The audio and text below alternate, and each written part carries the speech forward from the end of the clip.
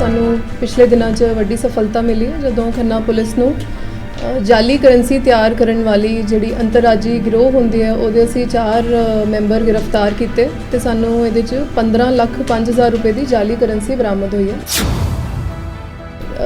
ਜਿਹੜਾ ਕਮਲਜੀਤ ਸਿੰਘ ਹੈ ਉਹਦੀ ਤਲਾਸ਼ੀ 'ਚ ਸਾਨੂੰ 500 ਰੁਪਏ ਦੇ ਕਰੰਸੀ ਨੋਟ ਬਰਾਮਦ ਹੋਏ ਔਰ ਦੂਜੇ ਤੋਂ 200 ਰੁਪਏ ਦੇ, ਔਰ ਇਹ ਜਿਹੜੇ ਕਰੰਸੀ ਨੋਟ ਸੀਗੇ ਇਹਨਾਂ 'ਚ ਸੀਰੀਅਲ ਨੰਬਰ ਆਪਸ 'ਚ ਸਿਮਿਲਰ ਸੀਗੇ, ਜਿਸ ਤੋਂ ਪਤਾ ਲੱਗਦਾ ਸੀ ਕਿ ਜਾਲੀ ਕਰੰਸੀ ਹੈ, FICN fake Indian currency note. ਤੇ ਉਸ ਬਿਹਾਫ ਤੇ ਟੋਟਲ ਸਾਨੂੰ 67,500 ਰੁਪਏ ਜਾਲੀ ਕਰੰਸੀ ਦੀ ਬਰਾਮਦਗੀ ਹੋਈ ਸੀ। ਇੱਕ ਤਾਂ ਲੈਪਟਾਪ ਮਿਲਿਆ ਜਿਹਦੇ 'ਚ ਇਹ ਕਰੰਸੀ ਪ੍ਰਿਪੇਅਰ ਕਰਦੇ ਸੀਗੇ, ਪ੍ਰਿੰਟਰ ਜਿਹਦੇ ਤੋਂ ਪ੍ਰਿੰਟ ਕਰਦੇ ਸੀ, ਔਰ ਖਾਲੀ ਕਾਗਜ਼ ਵੀ ਮਿਲੇ ਜਿਹੜੀ ਸਾਰੀ ਮਤਲਬ ਪੈਰਾਫਰਨੈਲੀਆ ਹੁੰਦਾ ਜਿਸ ਦੇ ਨਾਲ ਇਹ ਫੇਕ ਕਰੰਸੀ ਤਿਆਰ ਕਰਦੇ, ਸਾਰਾ ਮਟੀਰੀਅਲ ਸਾਨੂੰ ਉੱਥੋਂ ਅਜਮੇਰ ਤੋਂ ਇਹਨਾਂ ਤੋਂ ਮਿਲਿਆ।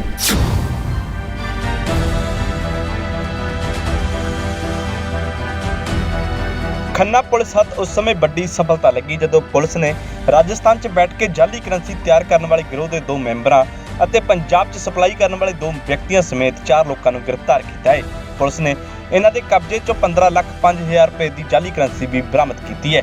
ਪੁਲਿਸ ਨੇ ਕਰੰਸੀ ਛਾਪਣ ਦੇ ਲਈ ਵਰਤਿਆ ਜਾਣ ਵਾਲਾ ਪ੍ਰਿੰਟਰ, ਲੈਪਟਾਪ ਅਤੇ ਕਾਗਜ਼ ਵੀ ਜ਼ਬਤ ਕਰ ਲਿਆ ਹੈ। ਇਸ ਸੰਬੰਧੀ ਖੰਨਾ ਦੇ SSP ਅਮਨੀਤ ਕੌਂਡਲ ਨੇ ਦੱਸਿਆ ਕਿ ਥਾਣਾ ਸਦਰ ਦੀ ਪੁਲਿਸ ਨੇ 13 ਅਪ੍ਰੈਲ ਨੂੰ ਪੁਲਿਸ ਜ਼ਿਲ੍ਹਾ ਖੰਨਾ ਦੇ ਸਮਰਾਲਾ ਇਲਾਕੇ ਦੇ ਰਹਿਣ ਵਾਲੇ 2 ਵਿਅਕਤੀਆਂ ਕਮਲਜੀਤ ਸਿੰਘ ਅਤੇ ਹਨੀ ਭਾਰਤਵਾਜ ਨੂੰ ਨਾਕਾਬੰਦੀ ਦੌਰਾਨ 67,500 ਰੁਪਏ ਦੀ ਜਾਲੀ ਕਰੰਸੀ ਸਮੇਤ ਗ੍ਰਿਫਤਾਰ ਕੀਤਾ ਸੀ। ਇਹਨਾਂ ਦੋਵਾਂ ਤੋਂ ਪੁੱਛਗਿੱਛ ਦੌਰਾਨ ਖੁਲਾਸਾ ਹੋਇਆ ਸੀ ਕਿ ਰਾਜਸਥਾਨ ਦੇ ਬੀਕਾਨੇਰ 'ਚ ਰਹਿਣ ਵਾਲੇ ਮਨੋਜ ਕੁਮਾਰ ਅਤੇ ਮਦਨ ਲਾਲ ਜਾਲੀ ਕਰੰਸੀ ਤਿਆਰ ਕਰਕੇ ਉਹਨਾਂ ਨੂੰ ਸਪਲਾਈ ਦੇ ਲਈ ਭੇਜਦੇ ਨੇ।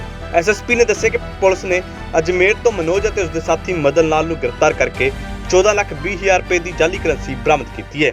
ਅੱਜ ਦੀ ਪ੍ਰੈਸ ਕਾਨਫਰੰਸ ਦਾ ਮੋਟਿਵ ਹੈ ਜੀ ਜੋ ਸਾਡੀ DGP ਪੰਜਾਬ ਦੇ ਦਿਸ਼ਾ ਨਿਰਦੇਸ਼ਾਂ ਦੇ ਤਹਿਤ ਸਾਡੀ ਕੰਟੀਨਿਊਸ ਡਰਾਈਵ ਚੱਲ ਰਹੀ ਹੈ ਹਰ ਤਰ੍ਹਾਂ ਦੇ ਕ੍ਰਿਮੀਨਲ ਐਲੀਮੈਂਟਸ ਦੇ ਅਗੇਂਸਟ। ਉਹਦੇ 'ਚ ਸਾਨੂੰ ਪਿਛਲੇ ਦਿਨਾਂ 'ਚ ਵੱਡੀ ਸਫਲਤਾ ਮਿਲੀ ਹੈ ਜਦੋਂ ਖੰਨਾ ਪੁਲਿਸ ਨੂੰ ਜਾਲੀ ਕਰੰਸੀ ਤਿਆਰ ਕਰਨ ਵਾਲੀ ਜਿਹੜੀ ਅੰਤਰਰਾਜੀ ਗਿਰੋਹ ਹੁੰਦੀ ਹੈ ਉਹਦੇ ਅਸੀਂ 4 ਮੈਂਬਰ ਗ੍ਰਿਫਤਾਰ ਕੀਤੇ ਤੇ ਸਾਨੂੰ ਇਹਦੇ 'ਚ 15,05,000 ਰੁਪਏ ਦੀ ਜਾਲੀ ਕਰੰਸੀ ਬਰਾਮਦ ਹੋਈ ਹੈ।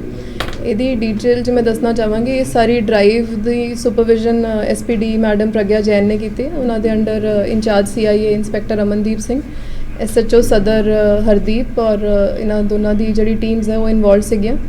13 ਅਪ੍ਰੈਲ ਨੂੰ SHO ਥਾਣਾ ਸਦਰ ਇਹਨਾਂ ਦੀ ਪਾਰਟੀ ਨੇ 2 ਸ਼ੱਕੀ ਵਿਅਕਤੀ ਵਿਲੇਜ ਅਲੌੜ ਦੇ ਏਰੀਆ 'ਚ ਇੰਟਰਸੈਪਟ ਕੀਤੇ ਸੀਗੇ। ਉਹਨਾਂ ਨੂੰ ਸ਼ੱਕ ਦੇ ਬਿਨਾਂ ਤੇ ਜਦੋਂ ਉਹਨਾਂ ਦੀ ਤਲਾਸ਼ੀ ਲਿੱਤੀ ਗਈ, ਇੱਕ ਦਾ ਨਾਂ ਸੀਗਾ ਕਮਲਜੀਤ ਸਿੰਘ ਜਿਹੜਾ ਪਿੰਡ ਰਾਣਵਾ ਤਹਿਸੀਲ ਸਮਰਾਲੇ ਦਾ ਰਹਿਣ ਵਾਲਾ ਹੈ, ਔਰ ਦੂਜਾ ਹਨੀ ਭਾਰਦਵਾਜ ਜਿਹੜਾ ਮਾਚੀਵਾੜਾ ਸਾਹਿਬ ਦਾ ਰਹਿਣ ਵਾਲਾ ਹੈ। ਜਿਹੜਾ ਕਮਲਜੀਤ ਸਿੰਘ ਹੈ ਉਹਦੀ ਤਲਾਸ਼ੀ 'ਚ ਸਾਨੂੰ 500 ਰੁਪਏ ਦੇ ਕਰੰਸੀ ਨੋਟ ਬਰਾਮਦ ਹੋਏ ਔਰ ਦੂਜੇ ਤੋਂ 200 ਰੁਪਏ ਦੇ, ਔਰ ਇਹ ਜਿਹੜੇ ਕਰੰਸੀ ਨੋਟ ਸੀਗੇ ਇਹਨਾਂ 'ਚ ਸੀਰੀਅਲ ਨੰਬਰ ਆਪਸ 'ਚ ਸਿਮਿਲਰ ਸੀਗੇ, ਜਿਸ ਤੋਂ ਪਤਾ ਲੱਗਦਾ ਸੀ ਕਿ ਜਾਲੀ ਕਰੰਸੀ ਹੈ, FICN fake Indian currency note. ਤੇ ਉਸ ਬਿਹਾਫ ਤੇ ਟੋਟਲ ਸਾਨੂੰ 67,500 ਰੁਪਏ ਜਾਲੀ ਕਰੰਸੀ ਦੀ ਬਰਾਮਦਗੀ ਹੋਈ ਸੀ ਇਹਨਾਂ ਦੋਨਾਂ ਤੋਂ, ਜਿਸ ਬਿਹਾਫ ਤੇ ਮੁਕੱਦਮਾ ਨੰਬਰ 60 13 ਅਪ੍ਰੈਲ ਨੂੰ ਦਰਜ ਕੀਤਾ ਗਿਆ ਸੀ ਥਾਣਾ ਸਦਰ under section 489 A B C D E IPC ਜਿਹੜੀ ਕਾਊਂਟਰਫੀਟ ਕਰੰਸੀ ਹੁੰਦੀ ਹੈ ਉਹਦੇ ਤੇ ਇਹ ਸੈਕਸ਼ਨਸ ਲੌਜ ਹੁੰਦੇ ਆ। ਸੋ ਡਿਊਰਿੰਗ ਫਰਦਰ ਇਨਵੈਸਟੀਗੇਸ਼ਨ ਸਾਨੂੰ ਪਤਾ ਲੱਗਿਆ ਕਿ ਇਹ ਜਿਹੜੇ ਦੋਨੋਂ ਦੋਸ਼ੀ ਹੈਗੇ ਇਹ ਜਾਲੀ ਕਰੰਸੀ ਨੋਟ ਬੇਸਿਕਲੀ ਇੱਕ ਮਨੋਜ ਕੁਮਾਰ ਉਰਫ ਵਿਜੇ ਹੈ ਜਿਹੜਾ ਵਾਸੀ ਰਾਜਸਥਾਨ ਹੈ ਉਹਦੇ ਤੋਂ ਪਿੱਛੋਂ ਲੈ ਕੇ ਆਉਂਦੇ ਸੀਗੇ। ਸੋ ਇਸ ਬੇਸ ਤੇ ਮਨੋਜ ਨੂੰ ਅਸੀਂ ਆਪਣੀ ਤਫਤੀਸ਼ 'ਚ ਨੋਮੀਨੇਟ ਕੀਤਾ ਔਰ ਐਸ ਪਰ ਜਿਹੜੇ ਲੀਗਲ ਪ੍ਰੋਸੀਜਰ ਵਰਤਦੇ ਹੋਏ ਅਸੀਂ ਉਹਦੇ ਅਰੈਸਟ ਵਾਰੰਟ ਲਏ ਤੇ ਫਿਰ ਅਸੀਂ ਉਹਨੂੰ ਅਜਮੇਰ ਤੋਂ ਅਰੈਸਟ ਕੀਤਾ 16 ਅਪ੍ਰੈਲ ਨੂੰ, ਔਰ ਉਸ ਦੇ ਨਾਲ ਸਾਨੂੰ ਉਸਦਾ ਸਾਥੀ ਜਿਹਦਾ ਨਾਮ ਮਦਨ ਲਾਲ ਹੈ, ਇਹ 2 ਲੋਕਾਂ ਨੂੰ ਉੱਥੋਂ ਮੁਲਜ਼ਮਾਂ ਨੂੰ ਅਸੀਂ ਫੜ ਕੇ ਲੈ ਕੇ ਆਏ ਰਾਜਸਥਾਨ ਤੋਂ ਤੇ ਇਹਨਾਂ ਤੋਂ ਸਾਨੂੰ 14,20,000 ਦੀ ਜਾਲੀ ਕਰੰਸੀ ਬਰਾਮਦ ਹੋਈ ਹੈ। ਤੇ ਇਸ ਦੇ ਨਾਲ ਸਾਨੂੰ ਇਹਨਾਂ ਤੋਂ ਇੱਕ ਤਾਂ ਲੈਪਟਾਪ ਮਿਲਿਆ ਜਿਹਦੇ 'ਚ ਇਹ ਕਰੰਸੀ ਪ੍ਰਿਪੇਅਰ ਕਰਦੇ ਸੀਗੇ, ਪ੍ਰਿੰਟਰ ਜਿਹਦੇ ਤੋਂ ਪ੍ਰਿੰਟ ਕਰਦੇ ਸੀ, ਔਰ ਖਾਲੀ ਕਾਗਜ਼ ਵੀ ਮਿਲੇ ਜਿਹੜੀ ਸਾਰੀ ਮਤਲਬ ਪੈਰਾਫਰਨੈਲੀਆ ਹੁੰਦਾ ਜਿਸ ਦੇ ਨਾਲ ਇਹ ਫੇਕ ਕਰੰਸੀ ਤਿਆਰ ਕਰਦੇ, ਸਾਰਾ ਮਟੀਰੀਅਲ ਸਾਨੂੰ ਉੱਥੋਂ ਅਜਮੇਰ ਤੋਂ ਇਹਨਾਂ ਤੋਂ ਮਿਲਿਆ। ਸੋ ਕੁੱਲ ਮਿਲਾ ਕੇ ਇਹਨਾਂ ਦੋਸ਼ੀਆਂ ਤੋਂ ਸਾਨੂੰ ਹੁਣ ਤੱਕ 15,05,000 ਦੀ ਜਾਲੀ ਕਰੰਸੀ ਬਰਾਮਦ ਹੋ ਚੁੱਕੀ ਹੈ, ਔਰ ਇਸ ਤੋਂ ਇਲਾਵਾ ਜਿਹੜੀ ਕਰੰਸੀ ਹਲੇ ਇਹਨਾਂ ਨੇ ਕਟਿੰਗ ਨਹੀਂ ਕੀਤੀ ਸੀਗੀ ਉਹਦੀ ਵੀ ਵਰਥ ਅਰਾਊਂਡ 5,84,000 ਰੁਪਏ ਦੀ ਬਰਾਮਦ ਹੋ ਚੁੱਕੀ ਹੈ। ਤੇ ਹੁਣ ਅਸੀਂ ਇਹਨਾਂ ਦਾ ਰਿਮਾਂਡ ਲੈ ਕੇ ਦੇਖ ਰਹੇ ਕਿ ਹੋਰ ਵੀ ਜੇ ਕੋਈ ਬੈਕਵਰਡ ਲਿੰਕ ਨਿਕਲਦਾ ਹੈ, ਕੁਝ ਹੋਰ ਵੱਡੀਆਂ ਗੱਲਾਂ ਇਹਨਾਂ ਤੋਂ ਸਾਹਮਣੇ ਆਉਂਦੀਆਂ ਔਰ ਮੈਂ ਤੁਹਾਨੂੰ ਦੱਸਣਾ ਚਾਹਾਂਗੀ ਕਿ ਮਾਰਚ 'ਚ ਵੀ ਅਸੀਂ ਇੱਕ FICN ਦਾ ਜਿਹੜਾ ਜਾਲੀ ਕਰੰਸੀ ਦਾ ਪਰਚਾ ਹੁੰਦਾ ਉਹ ਦਰਜ ਕੀਤਾ ਸੀ ਸਿਟੀ 2 ਥਾਣੇ 'ਚ, ਜਿਹਦੇ 'ਚ ਸਾਨੂੰ 1,19,500 ਰੁਪਏ ਦੀ ਜਾਲੀ ਕਰੰਸੀ ਬਰਾਮਦ ਹੋਈ ਸੀਗੀ। ਔਰ ਇਹਦਾ ਕਹਿਣ ਦਾ ਮੇਰਾ ਪਰਪਸ ਇਹ ਹੈ ਕਿ ਅਸੀਂ ਤੁਹਾਡੇ ਮਾਧਿਅਮ ਦਾ ਹੀ ਅਪੀਲ ਕਰਨਾ ਚਾਹੁੰਦੇ ਹਾਂ ਪਬਲਿਕ ਨੂੰ, ਕਿਉਂਕਿ ਇਹ ਸੈਕਿੰਡ ਇਨਸੀਡੈਂਟ ਹੋ ਗਿਆ ਜਦੋਂ ਸਾਨੂੰ ਖੰਨਾ 'ਚ ਔਰ ਬੈਕਵਰਡ ਲਿੰਕੇਜ 'ਚ ਪਿੱਛੋਂ ਜਾ ਕੇ ਇੰਨੀ ਵੱਡੀ ਮਾਤਰਾ 'ਚ ਫੇਕ ਕਰੰਸੀ ਬਰਾਮਦ ਹੋਈ ਹੈ ਕਿ ਪਬਲਿਕ ਨੂੰ ਬਹੁਤ ਅਵੇਅਰ ਹੋਣਾ ਚਾਹੀਦਾ ਹੈ ਕਿ ਜਦੋਂ ਵੀ ਤੁਹਾਨੂੰ ਕੋਈ ਜਾਲੀ ਨੋਟ ਲੱਗਦਾ ਹੈ, ਸ਼ੱਕ ਹੁੰਦਾ ਹੈ ਕਿ ਕੋਈ ਜਾਲੀ ਕਰੰਸੀ ਹੈ, ਤਾਂ ਇਮੀਡੀਏਟਲੀ ਜਾਂ ਪੁਲਿਸ ਨੂੰ ਇਨਫੋਰਮ ਕਰੋ ਜਾਂ ਬੈਂਕਸ ਨੂੰ ਜ਼ਰੂਰ ਇਨਫੋਰਮ ਕੀਤਾ ਜਾਵੇ। ਇਸ ਦੇ ਨਾਲ ਹੀ SSP ਕੌਂਡਲ ਨੇ ਦੱਸਿਆ ਕਿ ਪੁਲਿਸ ਨੇ ਜਾਲੀ ਕਰੰਸੀ ਤਿਆਰ ਕਰਨ ਦੇ ਲਈ ਵਰਤਿਆ ਜਾਣ ਵਾਲਾ ਲੈਪਟਾਪ, ਪ੍ਰਿੰਟਰ ਤੇ ਕਾਗਜ਼ ਵੀ ਬਰਾਮਦ ਕੀਤਾ ਹੈ।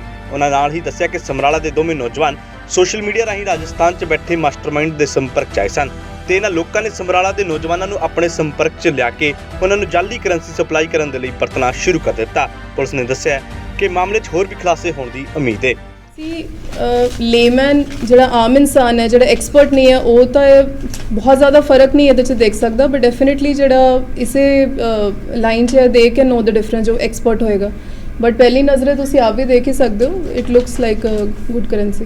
ਜਿਹੜੇ ਲੋਕਲ ਅਕਿਊਰਡ ਸੀ ਉਹਨਾਂ ਨੇ ਕਿੱਦਾਂ ਸੰਪਰਕ ਕੀਤਾ ਨਾਲ, ਉਹਨਾਂ ਨੂੰ ਕਿਸ ਤਰ੍ਹਾਂ ਯੂਜ਼ ਕਰਦੇ ਸੀ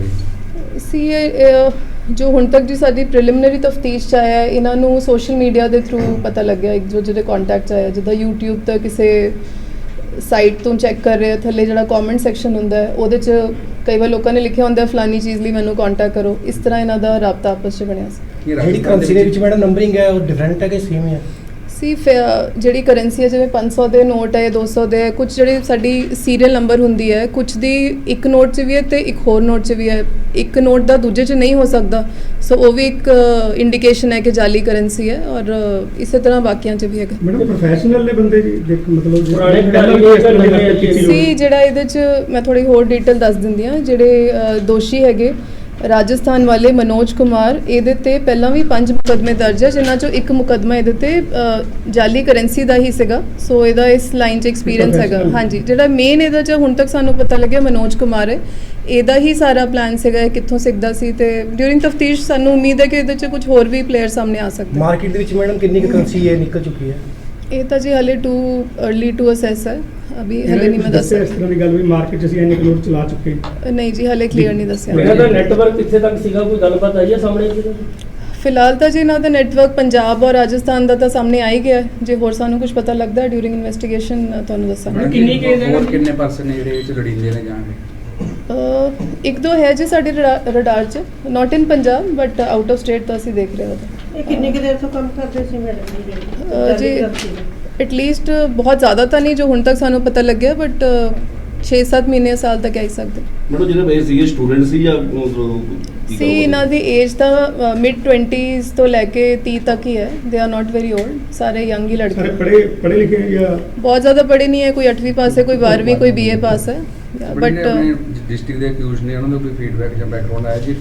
ਡਿਸਟ੍ਰਿਕਟ ਦੇ ਜੀ ਸਾਡੇ 2 ਅਕਿਊਜ਼ਡ ਹੈਗੇ, ਉਹਨਾਂ ਦਾ ਇਸ ਤਰ੍ਹਾਂ ਦਾ ਬੈਕਗ੍ਰਾਉਂਡ ਤਾਂ ਨਹੀਂ ਹੈ। ਇਹ ਮਨੋਜ ਹੀ ਹੈ ਜਿਹੜਾ ਅਜਮੇਰ ਦਾ, ਇਹਦਾ ਫੋਰਨ ਕਰੰਸੀ ਮੇਨ ਉਹੀ ਹੈ। ਹਾਂਜੀ।